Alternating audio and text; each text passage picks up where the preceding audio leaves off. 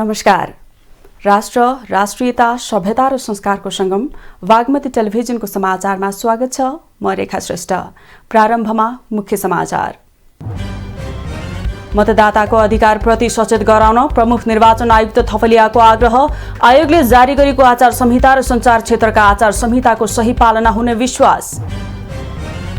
नेपाली कांग्रेसले बुधबारदेखि देशका मुख्य 10 शहरमा चुनावी सभा आयोजना गर्दै चुनावी सभालाई सभापति एवं प्रधानमन्त्री देउवासहित शीर्ष नेताले सम्बोधन गर्ने कार्यक्रम।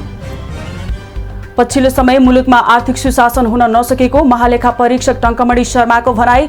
राष्ट्रसेवकदेखि राजनैतिक व्यक्तित्व र व्यवसायी समेत दोषी रहेको जिकिर। अस्ट्रेलियामा 1 दशकपछि ब्याजदर वृद्धि। पछिल्लो 21 वर्षमा उच्च मुद्रास्फीति बेहोरी रहेको अस्ट्रेलियामा मुद्रास्फीति 5.1%। र 6औं एनबीए राष्ट्रिय महिला तथा पुरुष भलिबल क्लब लीग अन्तर्गत महिलातर्फ एभरेस्टसँग न्यू डायमन्ड पराजित। आर्मीमाथि एपीएफ 3-1 को सेटमा विजयी।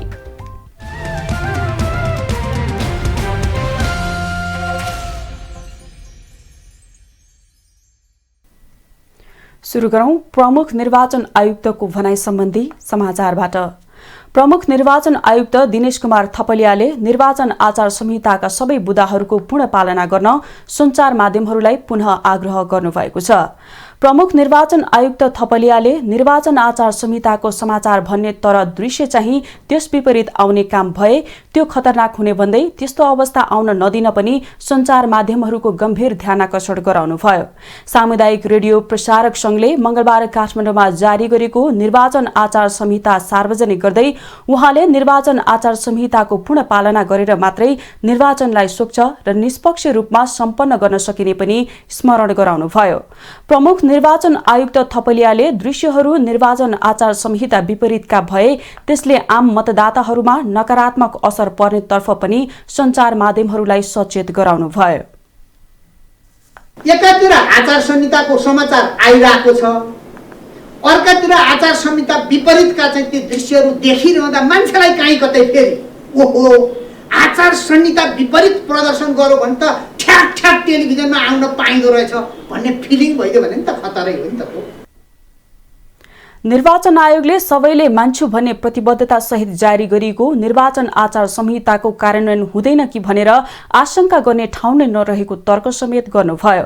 कार्यक्रममा सार्वजनिक गरिएको सामुदायिक रेडियो प्रसारक संघको निर्वाचन आचार संहितामा मतदाता र मतदान प्रक्रियालाई नकारात्मक रूपमा प्रभावित पार्ने मनसायले कुनै पनि विज्ञापनलाई समाचारको रूपमा प्रस्तुत नगर्न सचेत गराइएको छ।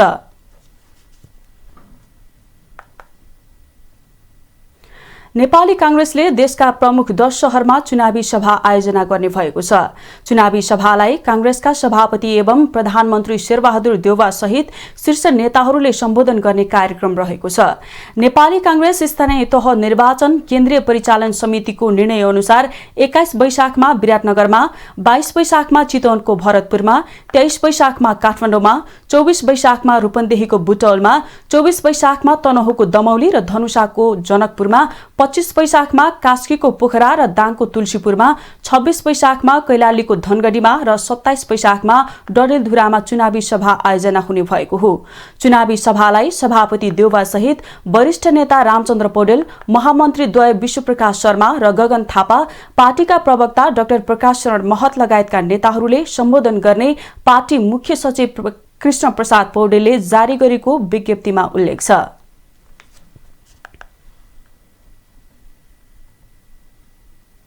नेपाल पत्रकार महासंघका अध्यक्ष विपुल पोखरेलले निर्वाचन आयोगले जारी गरेको आचार संहितालाई पत्रकारहरूले मान्न जरुरी नरहेको बताउनु भएको छ।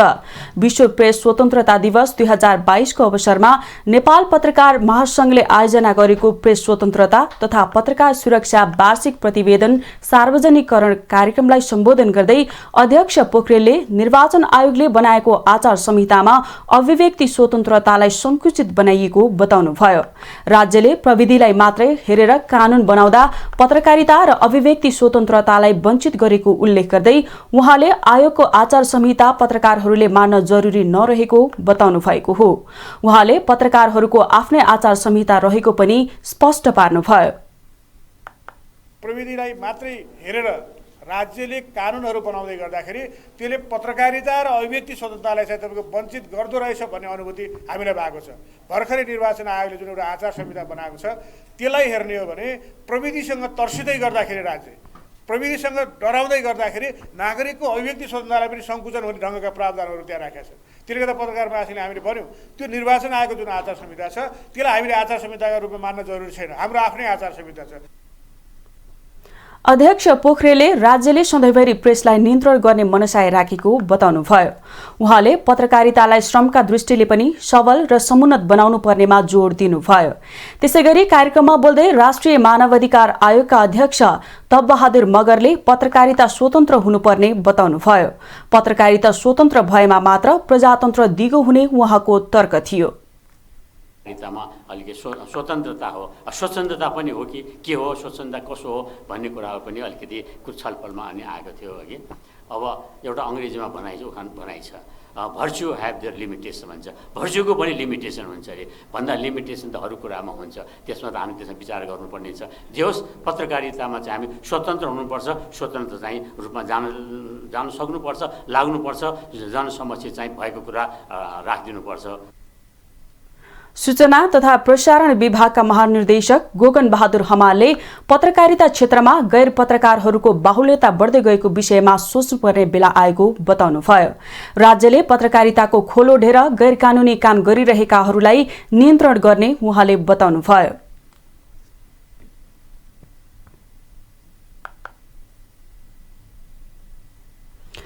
नेपाल पत्रकार महासंघकी सल्लाहकार निर्मला शर्माले पत्रकारहरू आफ्नो अभिव्यक्ति स्वतन्त्रता कुण्ठित भएको विषयमा सचेत हुन जरुरी रहेको बताउनुभयो। समाचारमा एकैछिन विश्राम।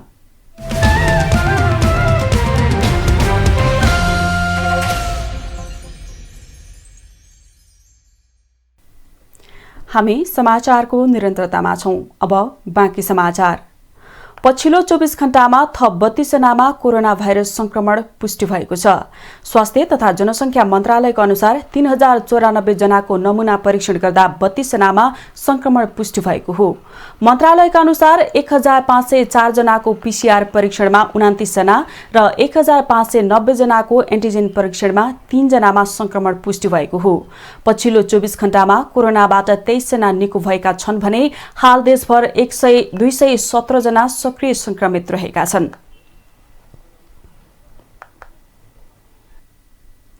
नेकपा एमालेका काठमाडौँ महानगरपालिकाका मेयरका उम्मेद्वार केशव विस्थापितले आफूले कहिले संगत नै नगरेको महिलासँग आफूलाई आरोपित गरेको गुनासो गर्नुभएको छ। आफू मेयर सम्पदा विभागमा काम गर्न आएकी ती महिलासँग आफूले कहिले संगत नगरेको विस्थापितले दावी गर्नुभयो। मंगलबार काठमाडौँ महानगरपालिका वडा नम्बर 10 मा आयोजित चुनावी अन्तर्क्रिया कार्यक्रममा बोल्दै उहाँले आफू महिला मैत्री भएकाले उनीहरूसँग आफ्नो धेरै फोटोहरू हुन सक्ने तर्क गर्नुभयो। तर महिलाहरूमाथि आफूले कुनै पनि अनुचित सम्बन्ध नराखेको उहाँले जिकिर गर्नुभयो। मेयरका उम्मेद्वार स्थापितले आफू विगतमा मेयर हुँदा महानगरपालिकामा महिलालाई समेटेर खेलकुदको छुट्टै विभाग बनाउने प्रयास गरेको पनि बताउनुभयो। कोमल भएको कारणले पनि महिला मैत्री हो। मैले खेलकुदमा चाहिँ महिलाहरूको एउटा डिभिजन खोल्ने भनेको 51 सालमा, त्यसैले मेरो फोटाहरू धेरै महिलाहरूसँग देखा पर्न सक्छ।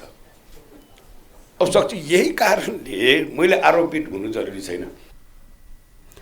स्थापितले आफू महिला हिंसा विरोधी भएकाले उनीहरूमाथि आरोप लगाउँदा पनि आफूले गालीमा जवाफ दिन नचाहेको बताउनुभयो। आफूले जनतालाई फल दिनुपर्ने भएकाले कसैलाई पनि गाली दिन नमिल्ने उहाँको भनाइरहेको छ। समाचारमा एकैछिन विश्राम।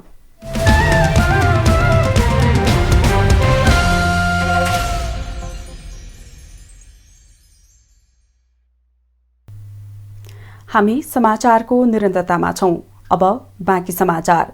मुस्लिम धर्मावलम्बीहरूले ईद उल फित्र पर्व धार्मिक आस्था एवं उत्साहका साथ मनाउँदैछन्।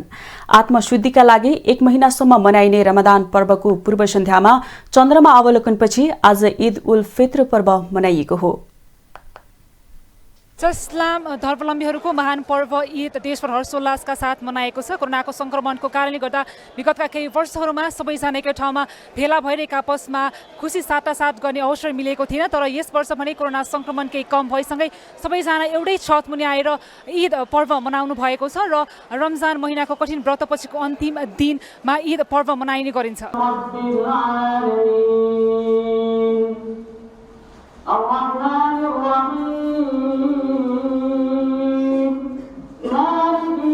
इस्लाम धर्मावलम्बीहरूको एक महान चाड ईद उल फितर पर्व रमजान महिनाको अन्तिम दिनमा पर्छ।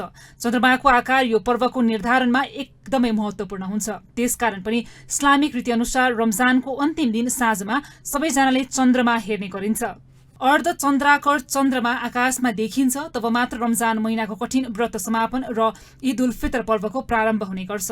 इस्लाम धर्मका प्रवर्तक मुहम्मद सल्लाहु अलैहि वसल्लाममा यही रमजान महिनामै पवित्र ग्रन्थ कुरानका विचारहरू प्रकट भएको जनविश्वास रहिआएको पाइन्छ। यस महिनाभर जहान्नुम अर्थात् नर्कको सम्पूर्ण ढोकाहरू बन्द हुने र जन्नत अर्थात् स्वर्गका सम्पूर्ण ढोकाहरू खुला रहने विश्वास गरिन्छ। त्यसकारण यस महिनालाई अल्लाहको महिना पनि भनिन्छ। ईद भनेको अब खुसीको मौका हो, एकअर्कासँग अब मिल्ने होइन, माया प्रेम बाँड्ने, अनि त्यसपछि ईद मुबारक भन्ने। त्यसै गरी हामीले अब यो यसमा जो गरिबहरू हुन्छ त्यसको लागि सदका पनि गर्छौँ। ईदको शाब्दिक अर्थ अरबीमा चाड वा भोज हो। इस्लामिक क्यालेन्डरमा प्रति वर्ष 2वटा प्रमुख ईदहरू छन्। ईद उल फितर वर्षको सुरुमा र वर्षको मध्यतर्फ ईद अल आद। ईद उल फितर या फितर 3 दिन लामो चाड हो र यसलाई कम वा सानो ईद भनेर चिनिन्छ, जब ईद अल आद 4 दिन लामो हुन्छ र बृहत्तर ईद भनेर चिनिन्छ। दुवै ईदहरूले इस्लामको कथाको लागि महत्त्वपूर्ण घटनालाई चिन्छन्, मनाउँछन् र सम्झाउँछन्। ईदको दिन इस्लाम धर्मावलम्बीहरू स्नान गरेर सकेसम्म नयाँ कपडा लगाएर नत्र आफूसँग भएका कपडाहरूमध्ये सबैभन्दा राम्रो कपडा लगाएर ईद विशेष प्रार्थनाका लागि नजिकैको मस्जिदमा भेला हुने गर्छन्। प्रार्थना गर्दै अल्लाहलाई धन्यवाद दिन्छन्। ईदका सम्पूर्ण खुसियाली र शुभेच्छाहरूको साटासाट खुला आकाश मुनि गरिन्छ। आजको ईदको धेरै नै महत्त्व छ। इस्लाम धर्ममा जब 1 महिनाको व्रत सकिन्छ त्यसपछि आउने यो पहिलो ईद भएकोले र भोग प्यास कस्तो हुन्छ मान्छेहरू व्रत बस्दाखेरि त्यो महसुस गरेको कारणले यो ईद खुसी ईदको अर्थै खुसी हो। त्यो 1 महिना सकेपछि मान्छेहरूले अल्लाह तालाले आज खुसी मनाऊ भनेर सवालको पहिलो तारिकमा यो दिन राखेको, जसलाई हामीले ईद उल फितर भन्छौँ। बालबालिकाको लागि भने यो उत्सव अझै विशेष हुने गर्छ, किनभने उनीहरूलाई आफूभन्दा ठुलाले विभिन्न खानेकुरा, कपडा, खेलौना र मिठाई कोसेली दिने गर्छन्, जसलाई ईदको ईदी भनिन्छ, जसमा ठुलाले आफूभन्दा साना जोसुकैलाई र जुनसुकै उमेरकालाई पनि एउटा सानाको हक भनौँ अथवा अधिकार नै मानेर प्रदान गरिन्छ। रमाइलोलाई अझै रङ्गीन बनाउन कतिपय ठाउँमा त बालबालिकाहरूले विभिन्न रङहरू र झिलिमिली कपडा र कागजबाट बनेका ध्वजा, पातका र तेरन्जहरूले घरको साजसज्जा गर्ने गर्छन्। ईदको दिनमा गरिने विशेष प्रकारका भजनलाई सलत भनिन्छ, जसका 2 शतकहरू अर्थात् भागहरू हुन्छन्। यस भजनहरू खुल्ला भजन गृह या ठाउँमा सामूहिक रूपमा गरिन्छ। यसो गर्दा 26 तकबीरहरू पनि अल्लाहु अकबर भन्दै हातलाई कानसम्म ल्याएर अल्लाहलाई समर्पण गरिने भाव हो। अल्लाहु अकबर भन्नाले अल्लाह सबैभन्दा महत्त्वपूर्ण छन् भनी बुझिन्छ। यस चाडले भातृत्व, शान्ति र शुभेच्छाहरूको आदान प्रदानलाई प्रोत्साहन गर्ने गर्दछ। गरिब परिवारहरूले पनि सम्मानका साथ ईद मनाउन पाउने भनेर विभिन्न प्रकारका भोजहरू आयोजना गर्ने गरिन्छ। नमाजको टाइममा कतिचोटि चाहिँ मसँगै मागिरहेको चाहिँ हाम्रा गरिबहरू हुनुहुन्छ, उहाँसँगै हामी नमाज पढ्छौँ, कसैले पनि रोकटोक छैन। जस्तो आजै हेर्नुभयो माथि चाहिँ ठाउँ कमी भएपछि म यहाँ सबैसँग तलै नमाज पढेछु भनेपछि यो कुनै हामीले चाहिँ राम्रो ठाउँ र एक अर्कालाई चाहिँ सँगै पढ्नु हुँदैन भनेर चाहिँ गरिबलाई चाहिँ पाखा लाउने त्यस्तो कहिले पनि एक त हाम्रो इस्लामले यो दिएकै छैन। समाज र समानतासँग इस्लाम धर्मको विशेष निकटता छ। धनी र गरिब सबैले समान रूपले चाड मनाउँदै अल्लाहलाई सम्झन सकुन् भन्ने कुरामा इस्लामिक रीतहरू विशेष तवरले बनाइएको पाइन्छ। भातृत्व र उत्साहको यो पर्व देशभर हर्षोल्लासका साथ एक आपसमा खुसी साटासाट गरेर मनाएको छ। हामी सम्पूर्णमा ईदको शुभकामना। बागमती समाचारका लागि क्यामेरामा सचिन श्रेष्ठका साथ एलिसा अरियाल, काठमाडौँ। अब आर्थिक समाचार।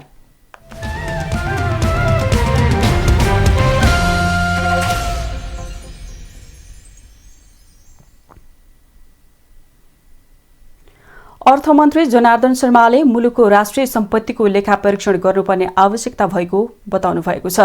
मंगलबार काठमाडौँमा शुरू भएको नेपाल चार्टर्ड एकाउन्टेन्ट संस्थाको पहिलो राष्ट्रिय सम्मेलनमा बोल्दै मन्त्री शर्माले राष्ट्रिय सम्पत्ति पहिचान गर्नको लागि मुलुकको राष्ट्रिय सम्पत्तिको लेखा परीक्षण गर्नु आवश्यक भएको बताउनु भएको हो। उहाँले मुलुकको विभिन्न क्षेत्रमा लेखा परीक्षण गरेर राष्ट्रको सम्पत्ति यकिन गर्न सक्नुपर्ने बताउनुभयो। मुलुकभित्रका हिमालहरू, तराई, पहाड, नदीहरू, झरनाहरू, श्रमिक र युवा बहुल श्रमिकहरूको मूल्य पहिचान गरेर लेखा परीक्षण गर्नुपर्ने बेला आएको भन्दै मन्त्री शर्माले लेखा परीक्षकहरूलाई परीक्षण गर्न आग्रह गर्नुभयो। उहाँले यस्तो कुराहरूको लेखा परीक्षण नगरी राष्ट्र निर्माणलाई नयाँ दिशा दिन नसकिने बताउनुभयो। मन्त्री शर्माले मुलुकको राष्ट्रिय स्वाधीनता जोगाउन र आत्मनिर्भर बनाउनको लागि आफ्नो इमानदारीताको समेत परीक्षण गर्न जरुरी रहेको दोहोर्याउनुभयो। निर्भरता यी एक अर्काका पूरक हुन्, यिनलाई अलग गर्न सकिँदैन। यिनलाई सँगै जोडेर जानका लागि म आफैलाई भन्न चाहन्छु र यहाँहरू सबैलाई आह्वान गर्न चाहन्छु, हामी अडिट गरौँ, आफ्नो आफ्नो इमानदारीताको अडिट गरौँ, आफ्नो आफ्नो कर्तव्यको अडिट गरौँ, आफ्नो आफ्नो जिम्मेवारीको अडिट गरौँ र यो देशप्रति राष्ट्रप्रति इमानदार भएर अगाडि बढौँ।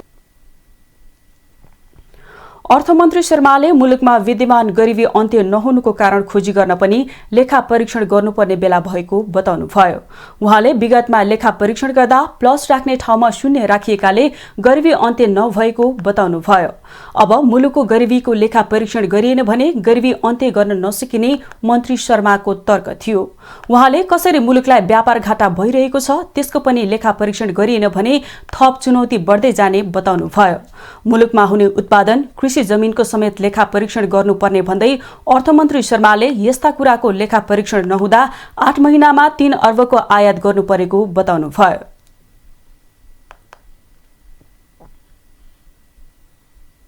जमिन कति छ, किन बाँझो छ, के कारणले बाँझो छ, किन श्रम गर्नेहरूले पाइरहेको छैन र किन बाँझो छ, किन कोही बेरोजगार छ, कोही जग्गा बाँझो छ, यो अडिट गर्ने बेला भएको छ। हाम्रो यति राम्रो हावापानी हुँदाहुँदै पनि, उत्पादनशील जमिन हुँदाहुँदै पनि हामी आयात गरेर 3 खरबका खाद्य वस्तुहरू किन ल्याउँछौँ, यसको अडिट गर्नुपर्ने भएको छ। अर्थमन्त्री शर्माले विगतमा लेखा परीक्षणमा कहाँ कहाँ त्रुटि भएको छ त्यसको खोजी भइरहेको बताउनुभयो। लेखा परीक्षकहरूले परीक्षण गर्दा भाग गर्ने चिन्ह प्रयोग गर्नुपर्ने स्थानमा गुणा गरियो भने ठूलो समस्या र चुनौती आउने भन्दै मन्त्री शर्माले इमानदारीता, जिम्मेवारी भएर लेखा परीक्षण गर्नुपर्ने बताउनुभयो। उहाँले लेखा परीक्षण गर्ने परीक्षक व्यक्तिगत स्वार्थमा लाग्यो भने देशको अर्थतन्त्र वा समग्र प्रणालीमा नै असर पर्नेतर्फ सचेत गराउनुभयो।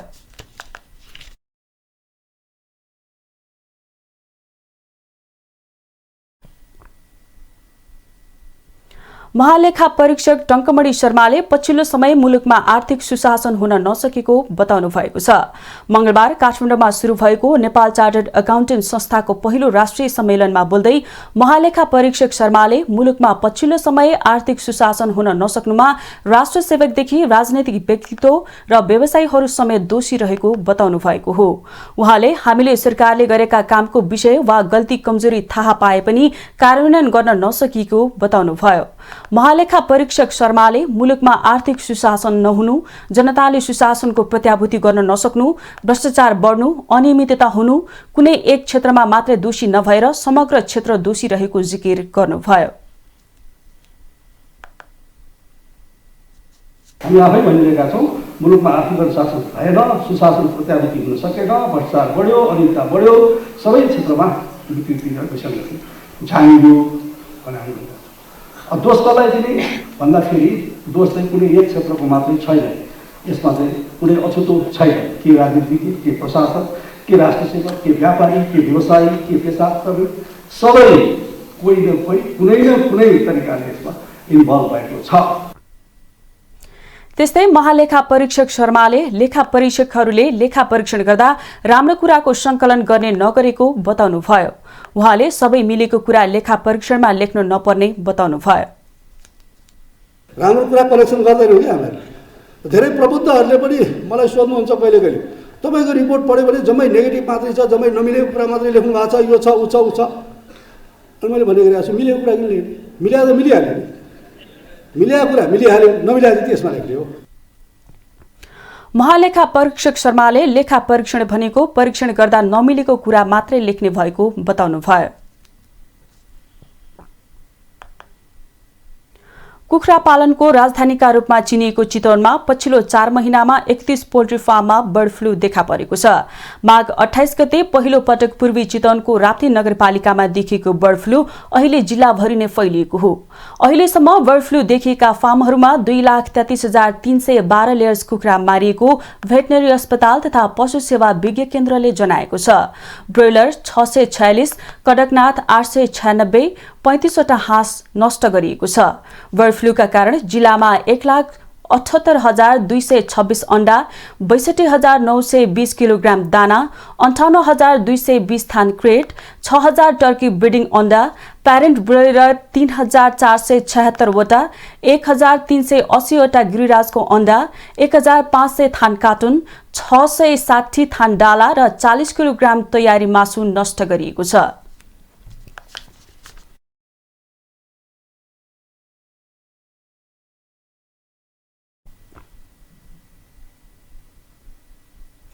अब अन्तर्राष्ट्रिय समाचार।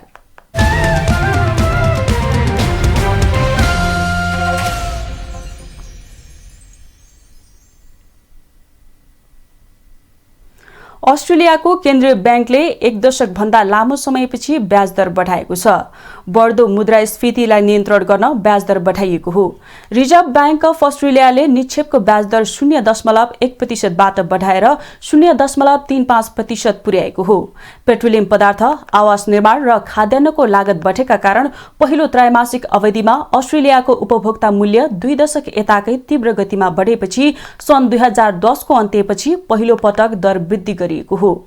आरबीआई का गभर्नर फिलिप लोवेले मुद्रास्फीति अपेक्षा भन्दा छिटो वृद्धि भए पनि बेरोजगारीमा कम हुने र ज्याला वृद्धिमा सुधार हुने बताएका छन्।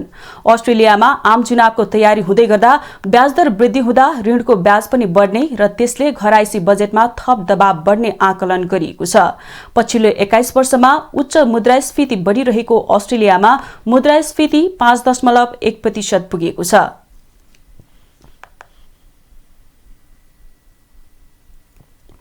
अब खेलकुद समाचार।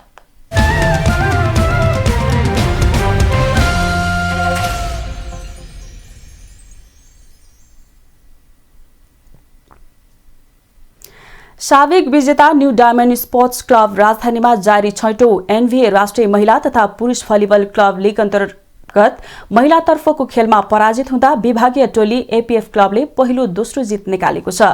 त्रिपुरेश्वरी स्थित राष्ट्रिय खेलकुद परिषद राखेपको कवर्ड हलमा सम्पन्न दिनको पहिलो खेलमा साबिक विजेता न्यू डायमन्ड स्पोर्ट्स क्लब पोखराको एभरेस्ट भलिबल क्लबसँग 3-2 को सेटमा पराजित भएको हो। निकै प्रतिस्पर्धात्मक बनेको खेलमा न्यू डायमन्डले पहिलो सेट 26-24 ले गुमाए पनि दोस्रो र तेस्रो सेटमा जित निकाल्दै खेलमा फर्किने संकेत देखाएको थियो। दोस्रो र तेस्रो सेटमा 13-25, 20-25 को जित निकालेको थियो। जित सुनिश्चित गर्न न्यू डायमन्डलाई चौथो सेट जित्नै पर्ने दबाव भए पनि चौथो सेटमा सम्हालिएको प्रदर्शन गर्न नसक्दा 21-25 ले गुमाउन पुग्दा खेल 5औं सेटमा पुगेको थियो। अन्तिम तथा निर्णायक सेटमा एभरेस्टले 15-13 ले आफ्नो पक्षमा पारेपछि साबिक विजेता स्तब्ध भएको हो भने एभरेस्टले दोस्रो खेलबाट पहिलो जित निकाल्न सफल भएको छ। राष्ट्रिय महिला भलिबल टिमकी कप्तान अरुणा शाही सम्मिलित एभरेस्ट अघि त्रिभुवन आर्मीसँग सोझो सेटमा पराजित भएको थियो। यससँगै न्यू डायमन्डले हारबाट प्रतियोगिताको सुरुवात गरेको छ। जित निकालेको एभरेस्टले अङ्क तालिकामा 2 अङ्क जोड्दा पराजित न्यू डायमन्डले 1 अङ्कको खाता खोलेको छ। महिलातर्फ मंगलबार नै सम्पन्न दिनको दोस्रो खेलमा एपीएफले त्रिभुवन आर्मी क्लबलाई 3-1 को सेटमा हराउँदै जारी प्रतियोगितामा लगातार पहिलो जित निकालेको हो। एपीएफले आर्मीलाई 27-25, 13-25, 25-21, 25-23 को सेटमा पराजित गर्दा आर्मीले जारी लिगमा पहिलो हार भोगेको हो। पुरुषतर्फ भने हेल्प नेपालले लगातार दोस्रो जित निकालेको छ। गण्डकी प्रदेशलाई 3-2 को सेटमा हराएर हेल्प दोस्रो जित निकालेको हो। हेल्पले गण्डकीमाथि 13-25, 27-25, 28-26, 14-25 र 15-13 को सेटमा जित निकालेको हो। जितसँगै हेल्पले 2 खेलमा 6 अङ्क जोडेको छ।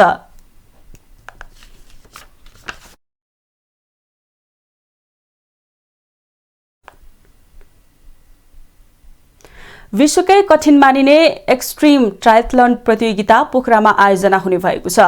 हिमालयन एक्सट्रिमको आयोजनामा नेपालमा पहिलो पटक हुन लागेको ट्रायथलन प्रतियोगिता वैशाख 24 गते हुने भएको मंगलबार पोखरामा आयोजित पत्रकार सम्मेलनमा जानकारी दिएको हो।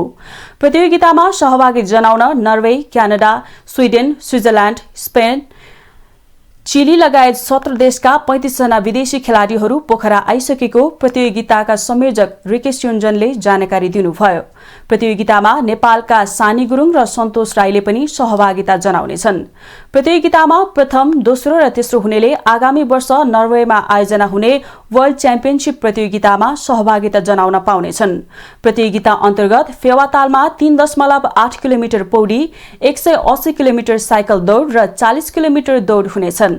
प्रतियोगिता हरेक वर्ष आयोजना गर्ने लक्ष्य रहेको र खेल पर्यटनमा महत्वपूर्ण टेवा पुग्ने विश्वास लिएको छ।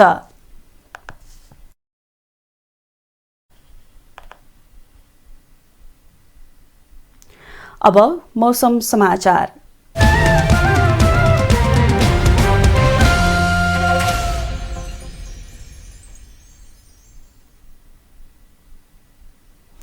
आज राति देशको पहाडी भूभागमा आंशिकदेखि सामान्य बदली रही देशका अन्य भूभागमा आंशिक बदली रहनेछ। सुदूरपश्चिम प्रदेश, कर्णाली प्रदेश, गण्डकी प्रदेश, बागमती प्रदेश र प्रदेश 1 का केही स्थानहरूमा तथा बाँकी प्रदेशका 1 वा 2 स्थानहरूमा मेघगर्जन, चट्यान सहित हल्का वर्षाको सम्भावना रहेको छ।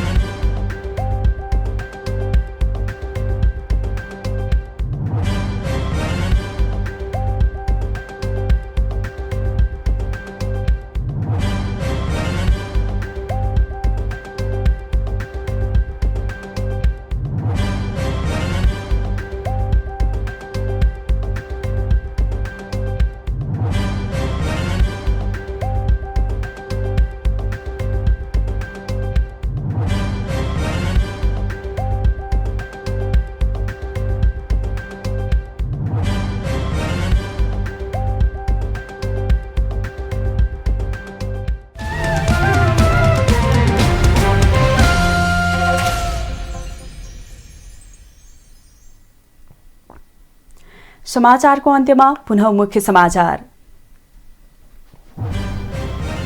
मतदाताको अधिकारप्रति सचेत गराउन प्रमुख निर्वाचन आयुक्त थपलियाको आग्रह। आयोगले जारी गरेको आचार संहिता र सञ्चार क्षेत्रका आचार संहिताको सही पालना हुने विश्वास।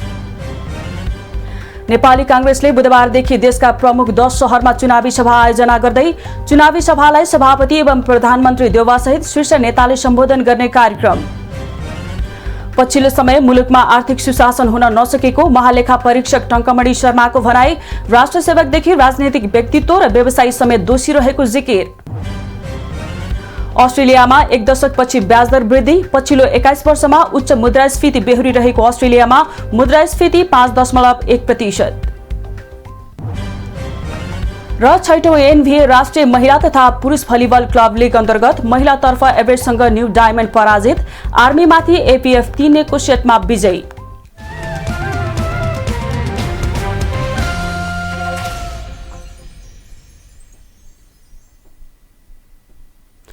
राष्ट्र, राष्ट्रियता, सभ्यता र संस्कार संरक्षणमा समर्पित बागमती टेलिभिजनमा प्रसारण भइरहेको समाचार अहिलेलाई यति नै। हेर्दै रहनुहोला बागमती टेलिभिजन। नमस्कार।